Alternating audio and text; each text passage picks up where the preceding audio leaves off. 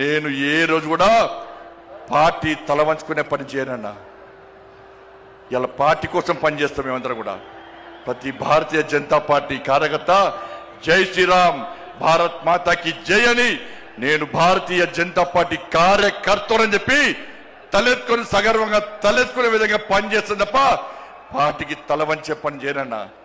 చాతగాని మూర్ఖులు, ధైర్యంగా రాజకీయంగా ఎదుర్కోలేని దద్దమ్మలు ఇలా ఏదో చేసి బండి సంజయ్ని గాని భారతీయ జనతా పార్టీని ఇబ్బంది పడితే నేను ఫామ్ హౌస్ లో ఎలుకని కాదన్నా, ఫామ్ హౌస్ లో ఎలుకని కాదన్నా.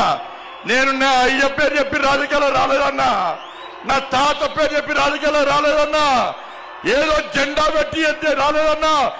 నేను కాషాయపు జెండాను, కమలపు జెండాను భుజం మీద మోసుకొని సామాన్య కార్యకర్తగా నా రాజకీయం ప్రారంభించి ఒక రాష్ట్రీయ స్వయం సేవక, ఒక ఏబీవీపీ కార్యకర్తగా, ఒక యువమోర్చా కార్యకర్తగా, ఒక నరేంద్ర మోడీ శిష్యునిగా భారతీయ జనతా పార్టీ కార్యకర్తగా పనిచేస్తున్నప్ప సగర్వంగా భారతీయ జనతా పార్టీ కార్యకర్తని తలెత్తుకొని తిరిగి పనిచేస్తున్నప్ప తల వంచే పని చెయ్యన్నా.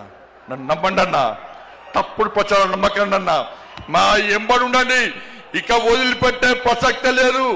ఈ రోజు నుంచే మోడీ గారు ఈ రోజు వచ్చిపోయిన తర్వాత ఈ రోజు నుంచే తెలంగాణ రాష్ట్రంలో ధర్మం, తెలంగాణ అభివృద్ధి, ధర్మం ఆధారితంగా తెలంగాణ రాష్ట్రాన్ని అభివృద్ధి చేయాలంటే జై శ్రీరామ్, జై తెలంగాణ, జై శ్రీరామ్, జై శ్రీరామ్.